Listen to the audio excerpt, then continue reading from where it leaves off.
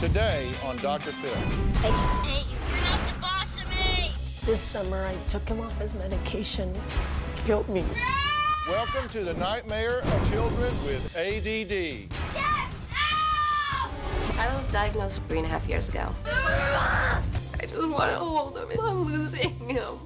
I think we over-medicate unbelievably. I don't care! We're an ADD family, we're ADD, we ADD, and I'll bet you not one of you have been diagnosed. Coming up, let's do it. I want you to get excited about your life. What are you thinking? If you're gonna talk to me, you're gonna have to be honest. We can do this. This is gonna be a changing day in your life.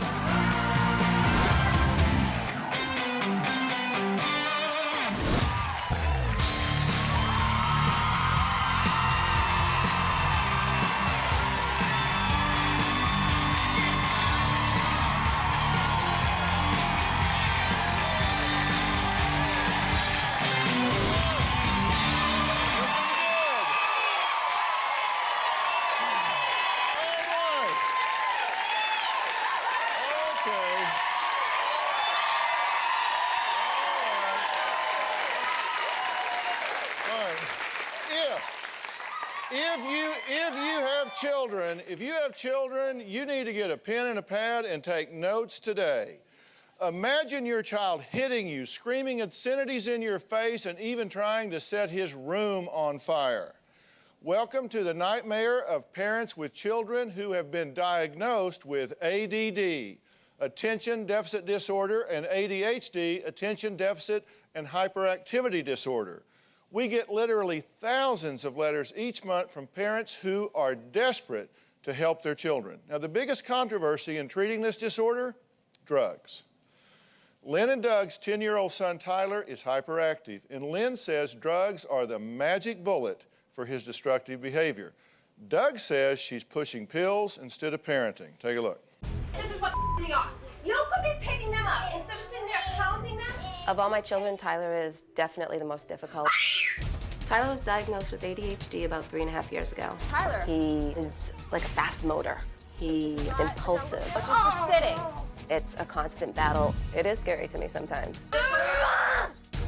Doug and I completely disagree on medication. He doesn't think Tyler needs anything, and I do. I feel that Lynn uses it as a cop-out where it makes Tyler easier to manage. When Tyler's on the medication, he's not my Tyler. Whether he's rambunctious, obnoxious, whatever, that's my boy. My primary concern is that Tyler does well in school. I'm afraid without medication, he can't concentrate, he gets frustrated easy, so he gives up. Mommy, I'm bored already. I give all the children some homework, and with Tyler, it's so frustrating. You just did it, it would be done and over with. He may fidget, he may have a hard time sitting and reading a book for 10 minutes, but I don't see that as a reason for medication. I'm really tired of the arguments that me and my husband have over this medication. I could not ask for a better mother for my children. All she is love, but I believe Lynn is more of the problem as far as her parenting, enforcing discipline, and following through. Stop jumping around. Sometimes I feel like a failure as a parent with him. I can hold and cuddle my younger children. With Tyler, it's really hard. It's very hard for me to even hug him anymore. I just want to always be able to hold him and tell him how much I love him, and I just can't anymore right now. And I'm losing him. I'm losing him. All right. Okay, well, why do y'all disagree? And what do you disagree about? We're agreed that his behavior is not what you're looking for, right? Right. You agree with that? Not necessarily what I'm not looking for. I mean, his behavior is a little hyperactive, yes. Okay, well, we want to play the tape again? Mm-hmm. I mean, there are times that he is out of control, correct or not? So I'm told. He's not that way with me. Okay, I understand. Yeah, he's, I feel a lot it's with me. In school, he seems to do fine. He's not a behavior problem in school. He doesn't have the problems at school, and he doesn't have the problems nearly as much with you. They surface, but I put a stop to it right away. Okay. All right. So he's better behaved with you. All right. Now, what's your explanation of that? Is it your theory that his brain switches on or off when he's with you versus when he's at school or with his father or somewhere else? Me and my husband have this conflict because he says he respects Doug, and so he behaves for him. And for me, it's like he doesn't respect me, and so he's not going to behave for me. And I know I'm not really answering your question because... Not even close, Okay. but maybe you have adult ADD. I mean, Well, he says I do. He says I do. My question is, do you recognize that his behavioral problem is situation specific to you?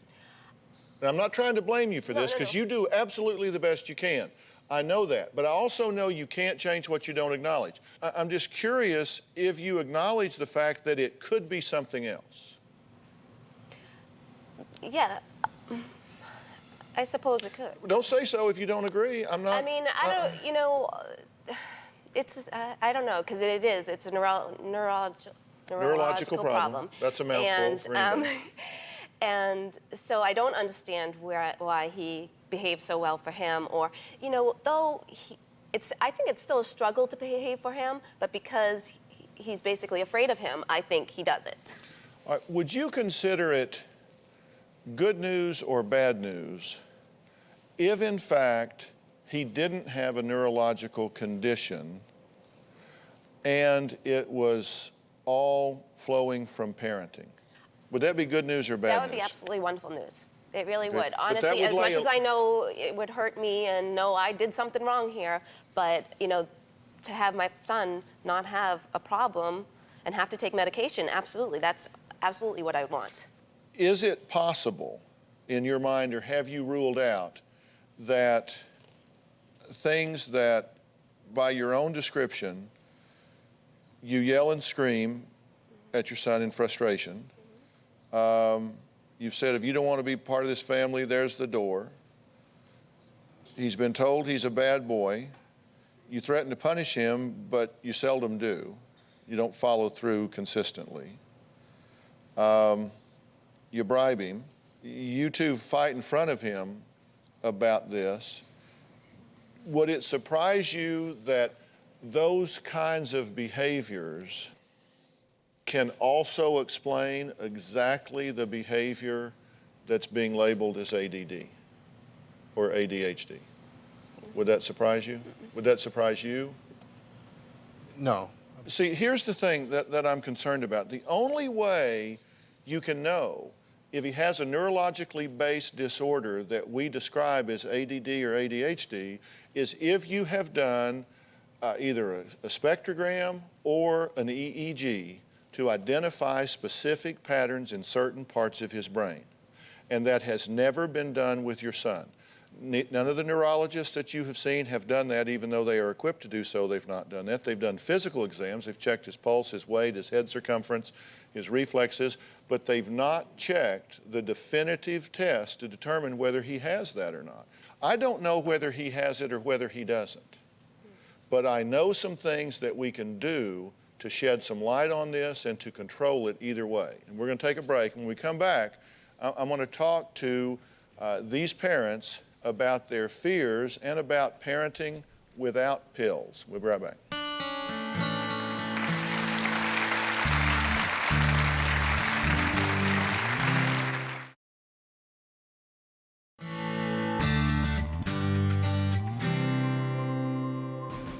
Tyler, get up and just do it right now, because I'm starting to get really off. Get this room cleaned up. I go jump down the ground and go. It'll work. Let's go. And then they do that, Doc. Stop, book. Well, that was Tyler, whose parents captured on tape what he's like when he's off his medication for ADHD. Now, parents of children with this disorder are 3 times more likely to divorce. Doug and Lynn are at war over whether or not to give their 10-year-old son drugs for his hyperactivity.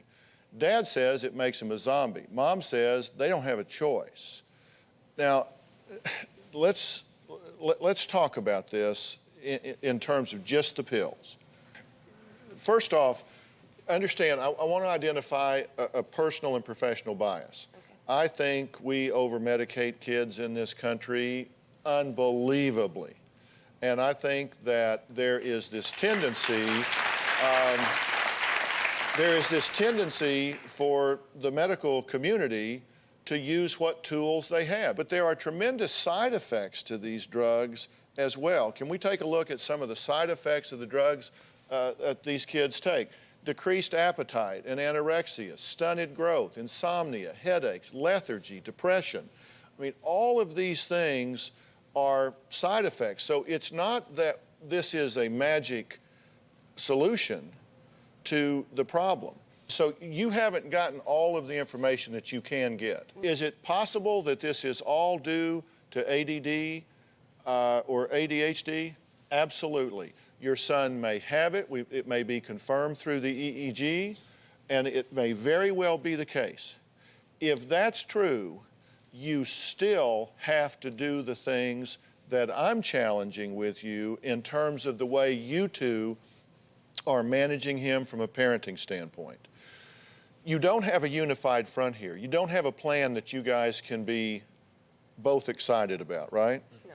If he does have the neurological disorder, you still have to change your parenting. You've got to change the environment that he's being raised in. You've got to change the way you're reacting to the things that he does when he is most out of control. You've got to support one another and come up with a plan to calm the situation down.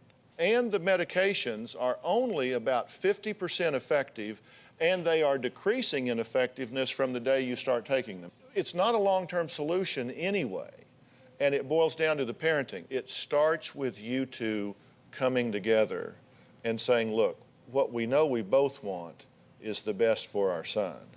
We just need to negotiate a fact-based plan that we can both get behind and support one another. This can either bind you together or it can be a wedge that drives you apart.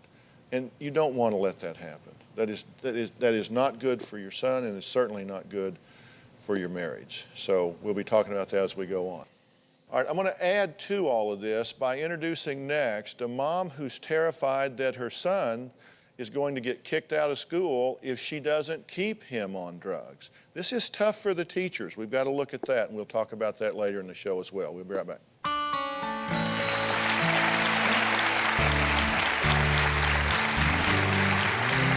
We want to give you guys some... Don't bring it back! Hey, get out! His teachers have always told me that he needs medication to stay in school. I don't want to take the medication. I hate life. I feel like I don't have any other choices.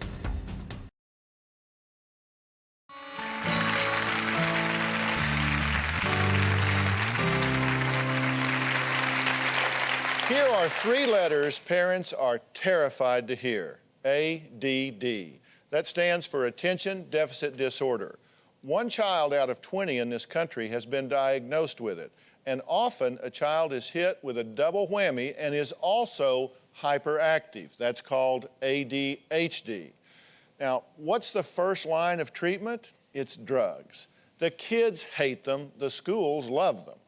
And parents like Nicole, a single mom, are stuck in the middle. Take a look. I hate you, Gay Rod. Stop it. Austin, we better try to do the homework. I don't care! Just get out! My son Austin has always been a handful. He kicks and screams and yells when he doesn't get his way. You're not the boss of me! One time Austin found a lighter outside and he took it into his room and he lit a poster on fire and it almost burnt down the house. Austin has taken a variety of medications over the last 3 to 4 years to control his hyperactivity, but the side effects I do not like. I don't want to take the medication. I don't like it. It's nasty. I hate life because I take it. The school has been very powerful in determining whether I medicate my son. His teachers have always told me that he needs medication to stay in school. I feel like I don't have any other choices. Austin, can you eat some more of these, please? No! Why not? Because I'm not hungry. When he's on the medication, Austin has no appetite. He is lethargic. He'll be a zombie. This summer, I took him off his medication because we were at a NASCAR race. Austin loves NASCAR so much. To know that he would be a zombie at the race just killed me. Being off the medication, he gained weight and his appetite increased and he grew taller, 3 inches in 2 months. He is outside running, playing, screaming, hollering, being a normal 7-year-old boy. When the teachers make me take my medication, it makes me feel sad. He's going to be going into 3rd grade in the next couple weeks, and to know that the school is going to pull me into that office the first week and say, okay, where's his medication? It tears me up. Dr. Phil, I am tired of pumping my child full of drugs. Is there an alternative? You don't want to give him the pills, right? No. All right, but what's he like at school when you don't? What do they tell you?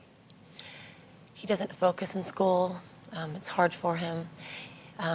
He's a bully, I guess you could say. He's a bully.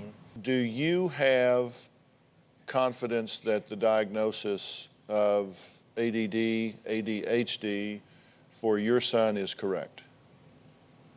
Yes. Okay, and tell me why. Because I've seen the hyperactivity, and he can't focus very well. All right, well, you've seen the behavior, but you understand that behavior can be associated with a lot of different things. Yeah. How does he respond to the medication? Oh, he fights me on a daily basis when he was on it. And when he's taking it, how is he different? He doesn't eat. He's green. He looks sick all the time. He just lays around and doesn't do anything. Right, so what do you do? What do you want? An alternative to the medication. Do you believe there is an alternative? Yeah. When you were listening to me talk about the parenting aspects that we were talking about in the story earlier today, what do you think about that? That's me. That's my home. And Yeah. Yeah, I was going to go through your list. I could just read yours again. But you say that you do yell and scream. yes. And it gets pretty frenetic, right? Yeah. And you give in to his tantrums to avoid confrontations. And you say, because you do believe that he has the disorder, you feel guilty about disciplining him, right? Because it's like he's got something wrong with him, and here I am making him do things and delivering consequences when he's not okay. Let me clear something up for you for absolute sure. You have to be willing to visit the structure. You have to be willing to bring the predictability, the consistency, and the discipline. It's not something you should feel guilty about. You should feel guilty if you don't do it, because he needs the structure. He needs the guidance. He needs the order. He needs the rhythm. He needs all of the things that are necessary to give him a chance to have a flow to his life. Do you think he is happy when he's throwing these fits and tantrums, or does he look pain to you? Pain. So anything you could do to eliminate that pattern of behavior would be a gift to him, would it not? Yes. You're a single mom, but his father is in his life, correct? Yes. And he does much better behaviorally with his father, correct? Yes. And would you say his father's more or less structured at his house than you at your house? More structured. I'm sorry? More structured. Yeah. And he does better. Yes. Okay, see, I'm just trying to get this in your mind. You've got to know that they don't just flip a switch in their brain when they're around you. It's a matter of saying, obviously, they need more structure. So you have to be willing to step up. Now, next, how Austin can control his own disorder. There are alternatives. These kids can do major things to help themselves, and it's not just with pills. We'll be right back.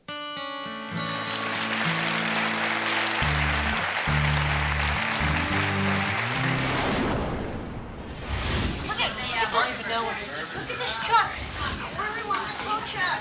Sorry, we're not getting that straight. Why? Shut up!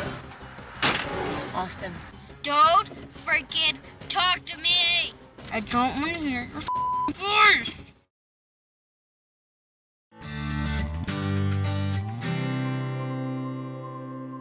Our spot! Dummy! You didn't put it in the right spot! Now it works! Don't come in my freaking room at all! Get out! Well, that was Nicole's 7-year-old son, Austin, who has ADHD. As you can see, he and Nicole need help, but they both hate the drugs. Both of them hate the drugs that can bring some control to his behavior. And there are alternative therapies. I want to say we're not just talking here about food allergies. We're talking about foods that interact poorly with a child's brain at a neurological level, particularly if they're on the verge of ADD, ADHD, or they have the disorder. Now, what have we talked about so far? Number one, I've said parenting. Yeah. Okay, and you said I feel guilty disciplining him, and I'm telling you, you got to set that aside. You've got to step up and discipline this child with structure. He has to be able to predict the consequences of his actions with 100% accuracy. That means you have to be very, very consistent. Okay, that's number one. Number two, there are foods that you can be feeding him, particularly processed foods, high carbohydrates, sugared, fried foods, things of that nature, that will aggravate the situation and make it more difficult for him to do the things that he needs to do, so you can change his diet. And third, we're saying that he can get specialized training to control his brain and become more efficient at focusing and inhibiting behavior, all without taking medication. Are those three things that you think you can embrace and do? Yes. Are medications never indicated? Absolutely not. I won't say that. I'm not a physician. I'm not a neurologist. I don't specialize in that. But I do deal with the alternative treatments for this sort of thing. Coming up, a father who says he lost his son because he refused to give him medication. It's a controversy that has caused national headlines. We'll be right back.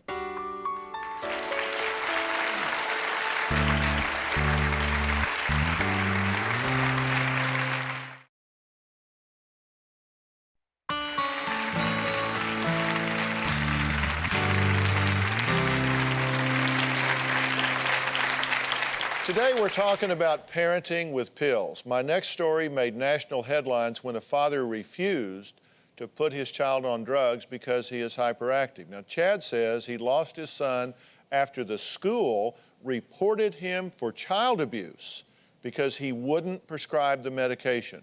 Should the government have the right to force you to medicate your child? Here's what Chad thinks. I will go to jail for my son if it came down to it.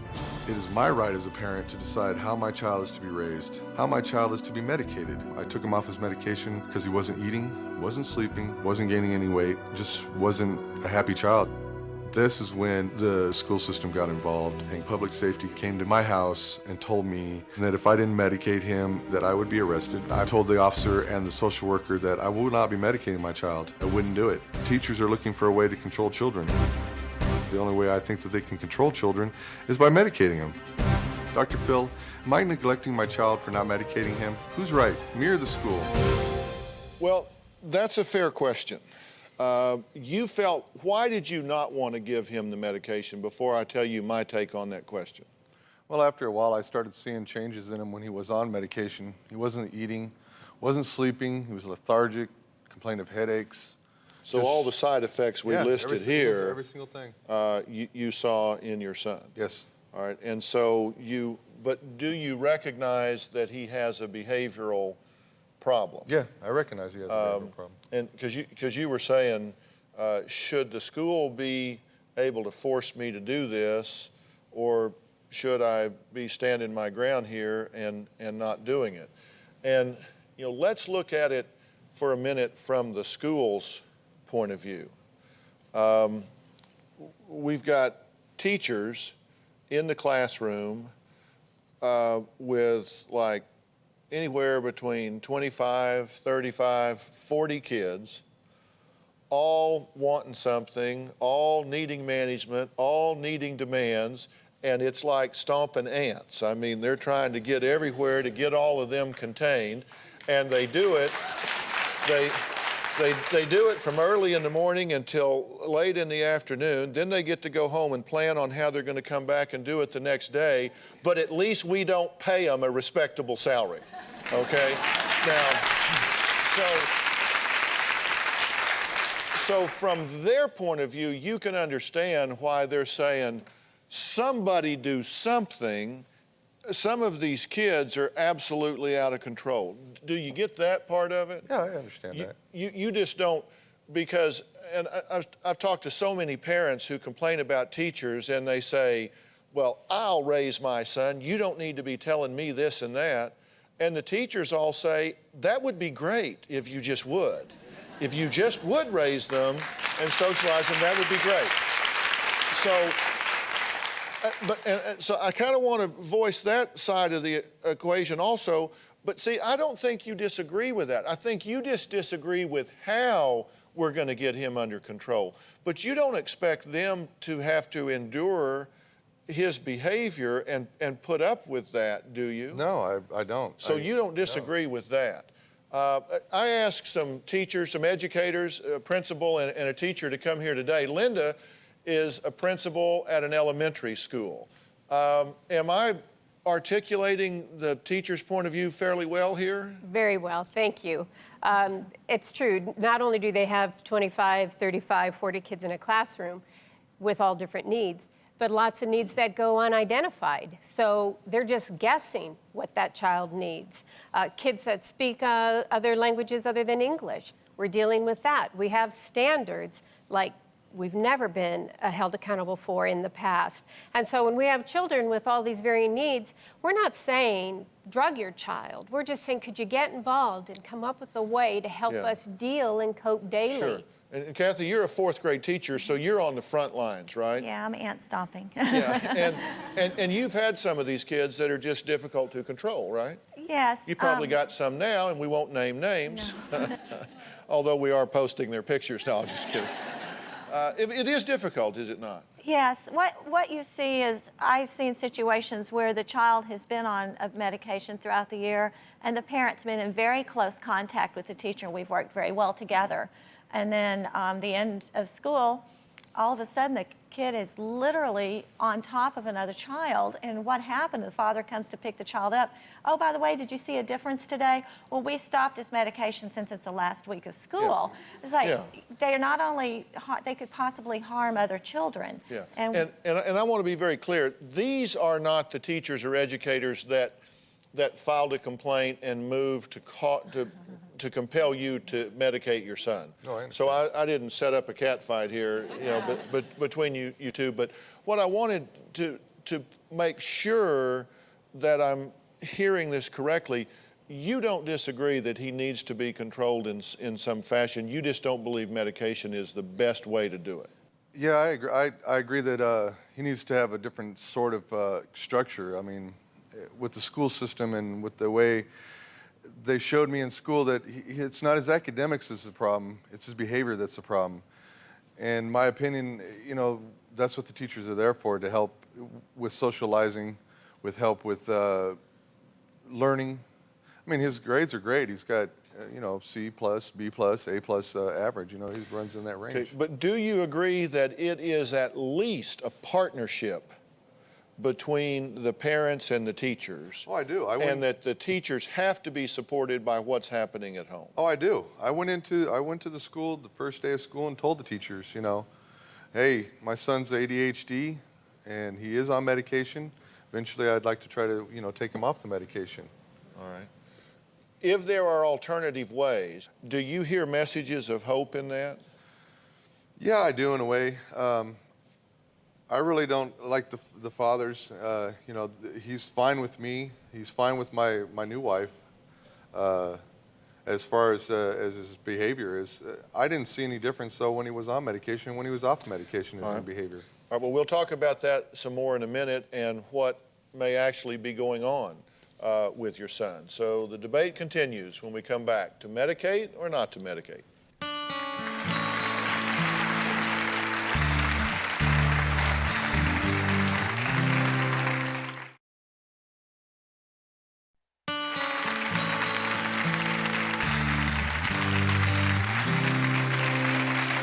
We're talking about children with the diagnosis ADD and hyperactivity. Notice I said diagnosis because I think they're way overdiagnosed and it is used way too much.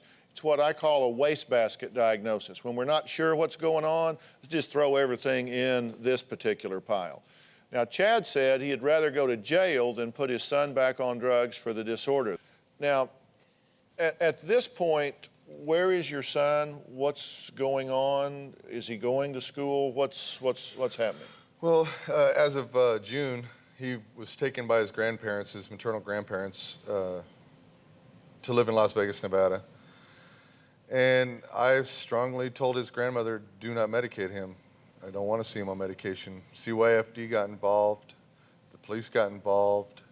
I just didn't understand, I'm taking care of my son. Where's my rights if not to, decide whether to medicate or not medicate my son? Yeah. See, I think one of the most important things that those in the healthcare delivery system have to deal with is what's referred to as differential diagnosis. If you treat the wrong thing or you fail to treat the needed area, then you're not going to get the results that you want. And as I said earlier, I always look for other reasons, other causation. Whenever I see behavior spinning out of control, I look for the simplest explanation. And I kind of did a bit of a timeline of what was going on with Daniel, who's 8. You were divorced, which is certainly traumatic in any child's life. He was living with his mother. Right. She got diagnosed with leukemia. Correct. And in fact has passed away. Yes. And so he was then sent back to live with you. Yes. And there was a lot of court action and all that sort of thing to get those things affected, where the grandparents got involved, but he was residing with you. Yes. And then he therefore moved and went to a new school. Right. Okay, so we have a child here who's gone through a divorce situation, has lost his mother tragically to a serious disease, has been relocated to be with you and to a new school.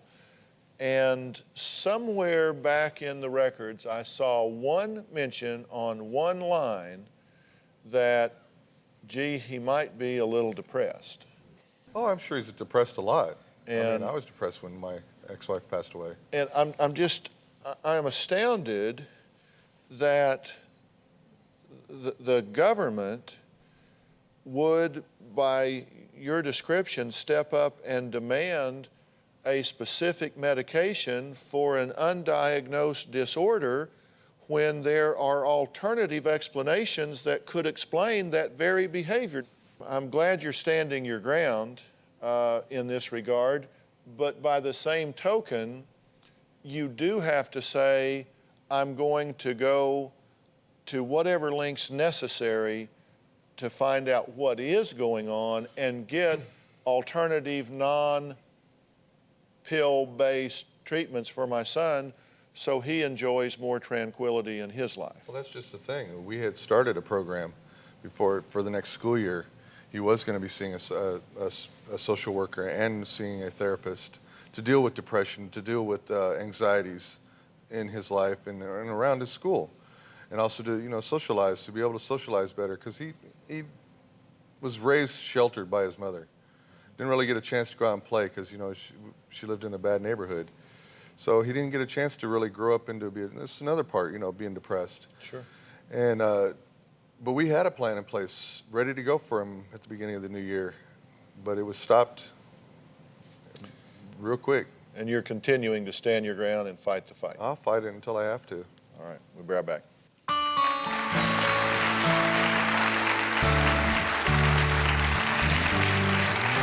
we're going to see if we can help you with that. Childhood diseases and disorders are very real and they need to be taken seriously. Physical, mental, emotional disorders all should be diagnosed and treated properly, and you should pay attention to changes in your child at any time. But this is the first time in the history that children are being prescribed more pills than the elderly.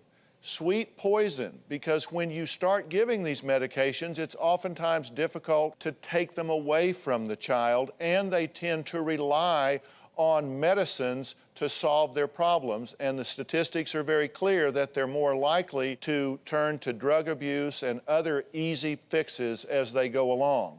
You need to ask yourself first, are you doing everything you can do to bring about the solutions that you're looking for? Often, good parenting is the answer. Thanks for being here. So long.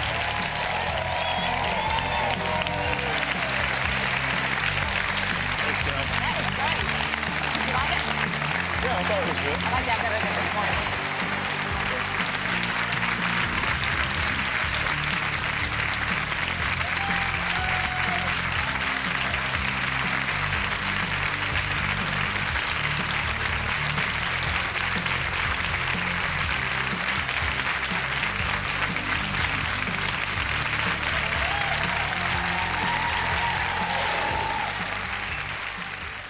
I mean, you stand up and say, I'm foster mother of an ADD child, we're an ADD family, we're ADD, we were ADD, and I'll bet you not one of you have been diagnosed.